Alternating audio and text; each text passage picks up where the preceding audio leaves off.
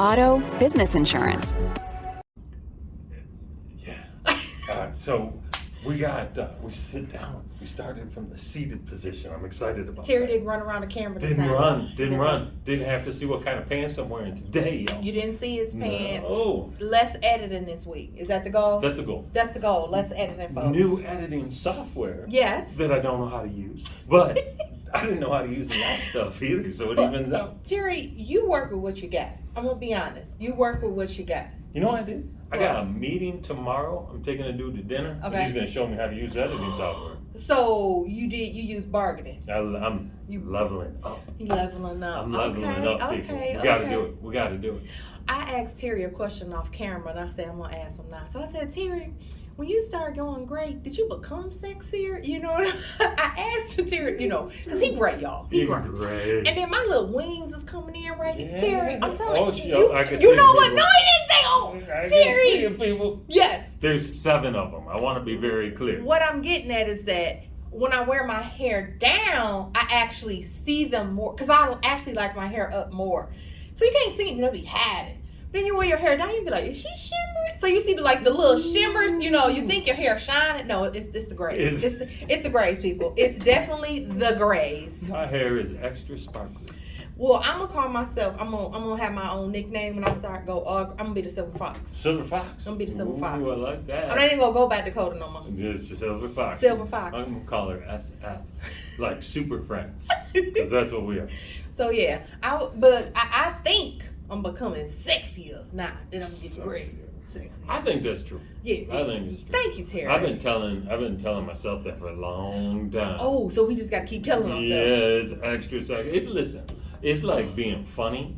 Oh, it's yeah. been being sexy. Yes. And being pretty much anything that's not like totally objective. Yes. Right? You just gotta fake it till you make it. You gotta say it till you see it. That's it. You just, gotta just believe it. I was about to say, just keep telling it to yourself till you start believing it. I love it. I love it. I love it. But we got a really good show today. We do have a good show We do. today. Before we start the show, I Ooh. will say this. You haven't given us an update on the subscribers, but I know we got more subscribers. Want me to tell you why? Because I done talked to some people. Because you got some people. Because I got some people to subscribe. Terry, I don't know what he do. We I don't know what Terry do. We do have more subscribers. We do. I wonder was it the few people I talked to? I don't know. It's entirely possible. It's entirely possible. Entirely possible, because I will tell you that if you were to say how many more, I would say a few. And you said I talked to a few. So I think it lines up right straight away. So my people told the truth. They said they was going to go subscribe, and they did. And they did it. That's it. I like that. That's it. So I like that. So, of course, like the show, leave a comment. People never talk to us, so we never say nothing bad. That's so sad. I would like to talk to people. I like chatting with folks. I like the banter. If it's something like, not just, good job, guys. If it's like a question or a suggestion or something like that, that would be cool. So we could go back and forth. What do you think about Dakota going by Silver Fox in the future? You can just drop that in the comments. I think that's the way to go. Yeah, put that in there. Silver Fox. Silver Fox. All right, so episode 10. Season 3. Let's try that. Take 2. Episode 10, season 3, coming at you right now. We're going to get it started off like we always do. We're going to kick it off with our values. We got a good one for you today. What are we going to move into after that? Then we're going to do what to do when. This, I think, is because like the season that's coming up is going to be prevalent. Yep. Oh, yeah. I'm looking at the board to see what it is. It is prevalent, people. Yes. You're going to want to know because it's cold out. And then we're going to move into our leadership lesson like we always do. And then finally, my Dakota's favorite part. We're going to spotlight one of my favorite people here at PKIG. I like him. We're going to leave it to the end. I like him. I don't play favoritisms or nothing. But I announce it on camera that I do. I love it. I love it. All right, so let's get into the value. Yes. The PKIG value, and it is this. It's very simple. Yeah. Take fast action. Yes. And so what we talk about is, is a sales guy from back when I had hair and black hair. The saying used to be, time kills deals.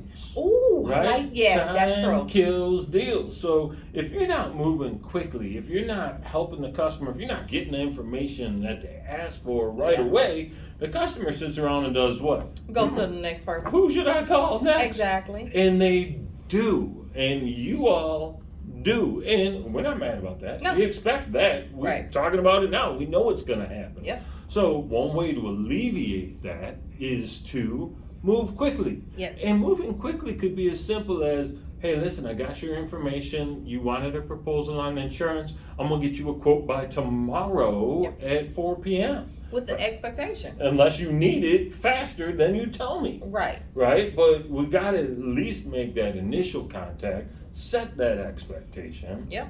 and then move forward from there. What we try to get out of, like, within our agency is the unrealistic expectation of us while we're on the phone with the client, the quote is to be given. That's more of like something that's a captive agency type of setting. Because we're independent agency, it's kind of almost impossible for us to do that because we are representing tens of companies.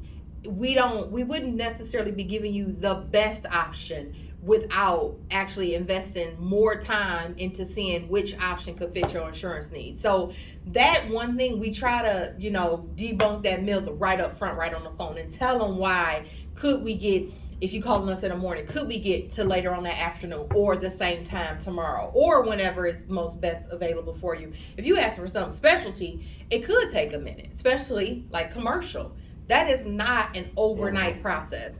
And if you are a new business owner, that could be something that you're like, why can't I have it right now? And we're going to tell you why you can't have it right now. Because you probably don't even have all the stuff you need for us to give you a proposal right now. But as you know, you getting to know us, we try to be as professional as possible. We want you to be patient, but we want to get you the right information. So I love that part because it really is about that right information. Yeah. There's a different old saying back when I had Every black old hair, saying. right? You could have it fast. Yes. You could have it good, or you could have it cheap. But you only get to choose two. Yeah, only two. Only two of those three can happen at the same time. And so, a lot of people want the best value for their insurance, They right? do. They want the best amount of coverage for the lowest price. And when you call us, and Dakota mentioned it, when we're going through tens of companies, and that could be like literally 25 different companies, we gotta mix, match, pull the right information, go into a bunch of different systems sometimes to get you that right information. And that right information takes a little extra time. That's it. But we're gonna move fast. It's gonna be worth the wait, baby. It's gonna be worth the wait. I told somebody today, she asked, I went to the dentist today, just if anybody wanted to know. You did, I know. I went to the dentist, and she asked me while I was sitting in the chair, I wasn't medicated or nothing, but she asked me about an additional service. And my response was, I'm worth it.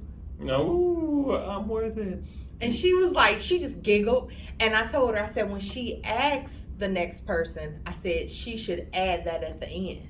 And ask the person for the service, explain it was a fee now. You ain't getting nothing for free. And I said, she should say at the end, you're worth it. You're worth it. And I said, I will guarantee you will get more people to say yes than not. Oh, I like that. It was so good. So I was handing out all types of knowledge today. That was it. I just wanted to break that up. I just want to tell y'all that part. That's fantastic. It was good. You worth it. All right, you're worth it, baby. So take the extra time. We're going to move fast. Yeah. But we may not move as fast as you want, but that's okay. Be patient. Everything is slowed down now. Yeah. So I think people's patience is coming right along with it. 'Tis the season. Tis the season. All right, speaking of the season. Speaking of the season. What to do when? Yes. Dakota, we talked a little bit about you having some flooding in your house not too terribly long ago. I know. And that was a problem. That was a problem. Some flooding sometimes happens because people have some bad roofs. Exactly. That might have too much snow or ice Yes. on them. And then some water get in the house. So we're going to talk about what to do when your house has roof damage. Yes. So the very first thing that you want to do when you have roof damage, like most people like, oh, my roof is leaking, my roof caved in, there's got to be an insurance claim. Maybe not. The reason being is that your homeowner's insurance policies covers accidental or incidental instance, like it just occurred. This is not something that from let's say 5 years ago, the gentleman that installed your new roof or installed the new siding or the gutters or something, someone calls something. So you got this little bitty creepy little leak, this little bitty thing that's lifting up. So over the course of all this little bit of time, it's just been getting gradually worse and worse and worse. And the next thing you know, here comes some black stuff drip. What is that? What is black? Ain't no such thing as black water. Yes, it is when there's mold related to it. Ooh, yes, it is. So the very first thing, unless something that is so accidental like that, it actually happened right then. Not something I'm just noticing, but something that you know just happened. A tree fell on it. Tree falls on the roof. You know, it completely caves in, you know, something like that. But if you don't know the actual cause of what the water is coming from or just the roof damage in itself, actually you should get an estimate yourself to find out what it is. Now sometimes when it's in the wintertime, it's a little bit harder. Now those ice dams, that's different. You know what the ice dam's coming from, right? Mm-hmm. Your roof is losing heat. That's what it is, and that causes that moisture to build up right there. You don't have enough insulation. Exactly. Get pink. And things that are maintenance related actually aren't covered on your homeowner's insurance. That's interesting. No, it's not. We're very sorry to bring that. We are so sorry. I'm going to use my personal self as an example. I didn't have it yet, but I knowingly, I don't know if somebody did this or what happened. So how my roof is, it's not like one roof. It's like many roofs on top of like my main 3 roofs. Am I saying this right? Can you describe it? Because it's a Cape Cod.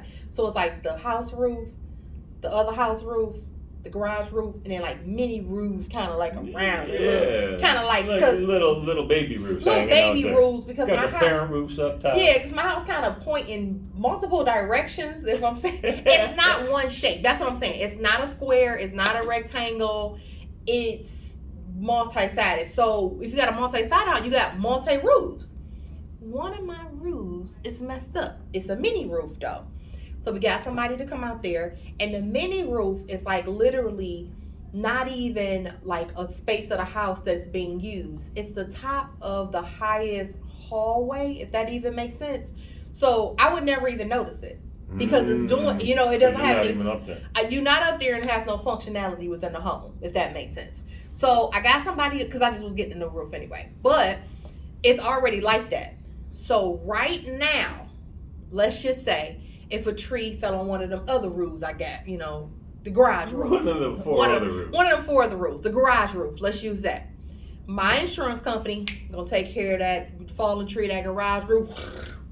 You think they gonna fix that roof that's been messed up? Nope. It's like when you back into something, yep, and then 6 months later somebody smashed in the front end of your car and you'd be like, oh, I'm gonna get that back. Nope. That's not how that works today. That's not how that works. It was pre-existing damage there that's not related to an isolated incident that was an accident.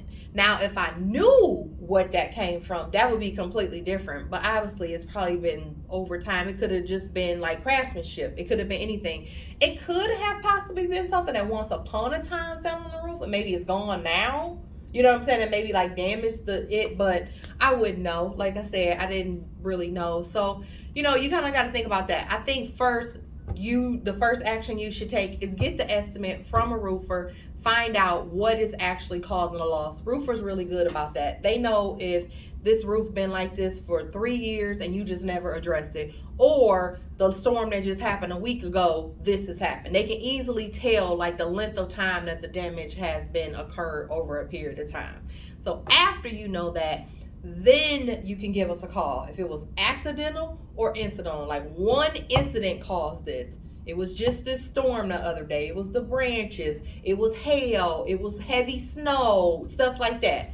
Yeah, but something that you need to be maintaining your home as a homeowner, no. Sadly, not covered. And it's important to point out that, you know, a lot of times when you sign up for insurance, they're going to send an inspector out. Yep. And one of the things that inspector is going to be looking at is the shape of your roof. So don't be trying to pull something off, right? Be talking about, it must have been all this snow when in the notes in your file says this roof needed to be replaced 6 years ago, right? They're going to tell you.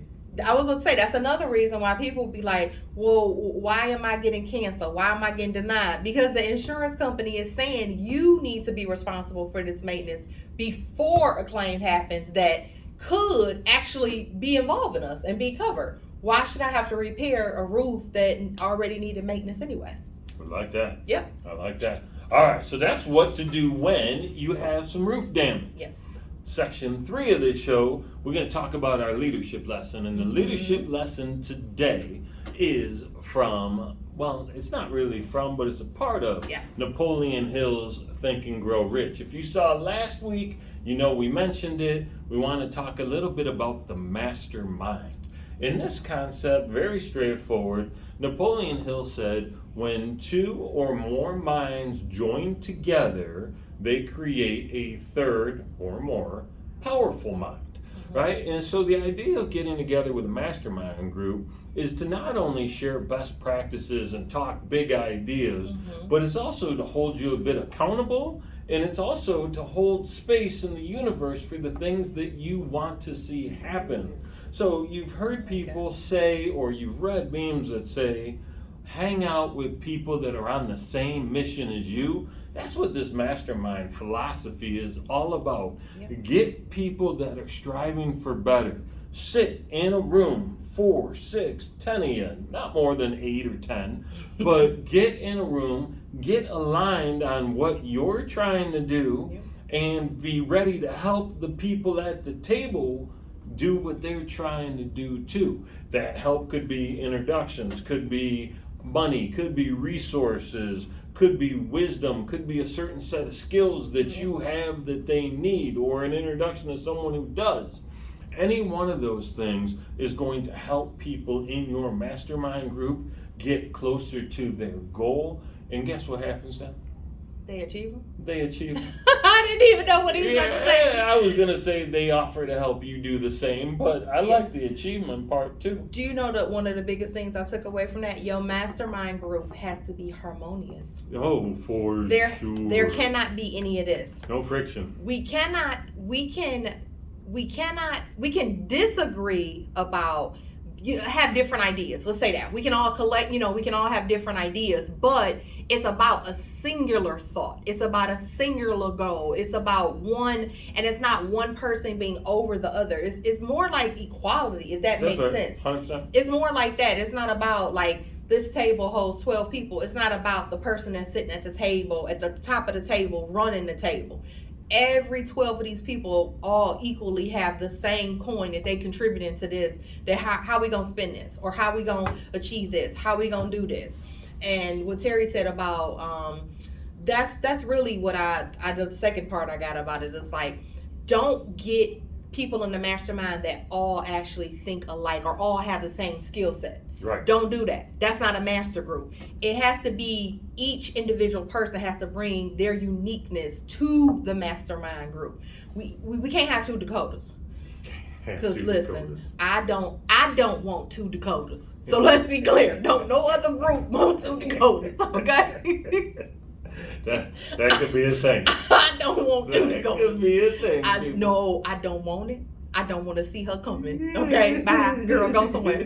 I don't want to see her coming. But you get what I'm saying? Like, there doesn't need to be 2 Terry Beans. And after I read that, that concept reminded me of you in regards to what you actually do. You network. Mm-hmm. That's really what it is. It's not just about it's like I guess it's more like a connection of network. It's like once you make the networking with someone, you connect with them. So, because networking, you could just be kind of cordial or sometimes fly by. You know what I'm saying? This is more like a true connection. This is absolutely intentional. And you used a word last week that I kept thinking of as you were talking about, and that word's alignment. Yes. Right? You got to have the right alignment of people around that table. Not folks whose energy is all crazy or chaotic, not folks whose energy is all stiff and boring, right? They got to match you, but they're not necessarily the same skill set, but the same level of intensity, the same level of intention, the same level of commitment and focus and drive, right? You want to be with people that have not only ambition, but the consistency to get to where they're going. More so, the book he's talking about this coming from is Think and Grow Rich. That's really what the book is more about. It's a good book. It's just like you do it, you keep doing it until it's done. You don't do it until you're tired. You do it until it's done. You don't quit when it don't work out. You just keep doing it. If that's your true desire, that was the word, desire. If your true desire is it's really something, keep doing it until you get it. Because that's not your true desire. Because if you switch gears before you actually know, how would you know? There's a great line, and I'm gonna butcher it, but it's from Ralph Waldo Emerson, and he basically says, "A desire would not be implanted in you unless you had the capacity to see it to fulfillment." Right? That's not the quote, but that's the quote, people. Mm-hmm. You wouldn't have the desire if you didn't have the skills to make it a reality. Mm-hmm. Right? So, you got to look at what's that burning desire for you. Yeah. So we beat that one pretty good. Oh, we did. But it's a good one. I mean, it's a good one. I like Terry got me to read this dang on book. I mean, like, come on now. Good book. I like that. I'm not done yet. I'm almost at the end. How many chapters is it? Because I think I'm like on 13. I was gonna say it's 13 or 14. So I'm literally right at the end. You're close. See, I don't even want to give up because I know the secret now. I almost want to give up, but I'm gonna keep going, y'all. I'm gonna keep going. Don't give up. I'm not gonna give up. Finish it. I was up. All right, time for the spotlight. Who we got today? Noah Raitz. I love that dude. I know. I do too. He is one of our personal lines, new business sales associates, but newly we changed like titles, so we call them account managers. He's an account manager. All the difference is that we have allocated a specific part of our book that he personally manages those specific accounts. That's the only difference, is that other than him randomly, not the new business, but our existing business, versus him randomly helping out, there's an allocated design of, clients. He has a lane. He has a lane. And he's pretty good about staying in his lane. Oh, he is so good about staying in his lane. He's knowledgeable. He's been in the business for about 16 years now. I didn't know it was that long. Oh, he's been in the business for a while. Yeah. And he's got a few different licenses, professional designations, and certifications. Yep. He's kind-hearted, but we knew that because he works here, right? That's the K in PKIG. That's a good word for when him. it's not climbing. When it's not climbing. When it's not We're climbing. going to start calling it climbness. Oh, Phil asked me today, can he come back on the show? I told him he could come for the finale. He should be in the finale. I told him he could come for the Christmas finale. I like it a lot. Yes. So that's perfect. Yeah. So we got Noah. He takes excellent care. Now, if you were to not be a customer and called in here looking to be a customer, right, he might take your call. Yeah. It's possible that you would get Noah. It's very possible. It's even more possible that you get Noah if you called in here and weren't a client and said, "Hey, can I talk to Noah?" That would help. More to like that would get you there. Yes. Actually, the reason why we chose to spotlight Noah is actually for the value. Why Noah is so responsive to referrals when they come in. I mean, like, he lickety split. He calling you, he emailing, he texting you like, "Hey, I've been trying to call you. Hey, I've been trying to get a hold of you. Hey, where are you at? Hey, am I stalking you?" Like, he beats it, but in a good way, not like annoyingly. Yeah. But he gives the space between, like, if you say, "No, I mean Thursday." Trust me, he not calling you Friday. He calling you Thursday now. It's Monday. He done gave you the Thursday. He's not gonna call you Wednesday. He ain't gonna call you Wednesday. He ain't gonna bother you, but be honest and tell him what you gonna do. That's right. And that's what I like about him. He's very dependable. Very much so. He is reliable. Dependable and reliable, the same thing. But he is very, which this is why I say he's one of my favorite people. He is very authentic. I really, really like that about him. He is himself. He is. He does not pretend to be anyone else. I like him. And I love that. I love that about people who are comfortable to be themselves. I am this person and I am great. I like that in a person. I do. I really like that in a person. I do so, too. That's what I say. So that's Noah, and Noah was our spotlight. And if you want to, talk to him, call the office, 248-682. Phil. Ever since he told me that, I've been saying that. Ever since he told me that. I'm like 7445. I know. Phil. By the time we come back next, nope, the holiday is coming, but it won't be here yet. No. So we'll be back a couple times before. We'll be back. So we wanted to dress up our set Did today. you see the dressing up? Did you see our dressing up? Did you see it? We did it. We did I love that. Just for y'all. And then I think I took some photos, and we're gonna get some more photos. The office is looking banging in here right now. Oh no, it's gorgeous. It's actually, I like the Halloween decorations.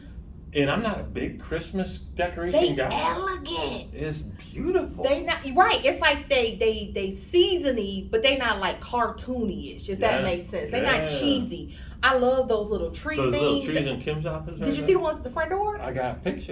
I love that. Angelique turned the lights back on. Yes. We got a mini tree in here too. Yeah. We got what is that on film? A menorah. We got a menorah. Yeah, because you need a menorah. A dreidel. We got a dreidel. Mm-hmm. What else we got? Actually, my office is the only one that's not decorated. Yours the only one not decorated. Mine's the only one not decorated. Oh no. You said. Oh, I be locking my door. No. I be locking my door. Literally, somebody said that today. Somebody was like, "Your office is the only one not decorated." I was like, "Oh, look at that! How did that happen?" But yeah, it's really beautiful here, and I can't wait for Terry to share the photos. I'll share the photos, people. Yeah. All right, so we gotta come up. I like this thing that we did with ladies when we went. Oh, we did like this. Oh yeah. Oh, this our clothes. Oh, I like that. I like that. All right, so we gotta do this wrap up. Oh, I thought we did it at the beginning, but okay. Huh? I thought we did it at the beginning. We did. Yeah, remember? Well, I like to wrap up because at the end. At the end, because we actually know what we talked about. Yeah, you're right, Terry. Right? You're right. You know, because otherwise, if we do the wrap up at the beginning, we don't know what we're gonna say. Preview, but we didn't know what we are gonna say. You're right. You're right. So let's talk about it from the order. Okay. All right. So here we go. Right about now. Episode 10, Season 3 is coming at you. Dakota asked me a very important question about my hair before we got into the show. Mm-hmm. It related to hers. Mm-hmm. Then we talk a little bit about the value. Yes, today's value is going to actually be related to our spotlight. So they kind of go hand in hand. That's true. Yep. We talk about roof damage and what to do then. And we had a great talk about our leadership lesson. Yes, which Terry, that book he suggested, Think and Grow Rich, is part of our leadership lesson. So stay tuned. Oh yeah, we smiled for a long time right there. Perfect. That's got to be good enough. Yeah, got to be. That's got to be good enough. I don't know if it is, but let's pretend it is.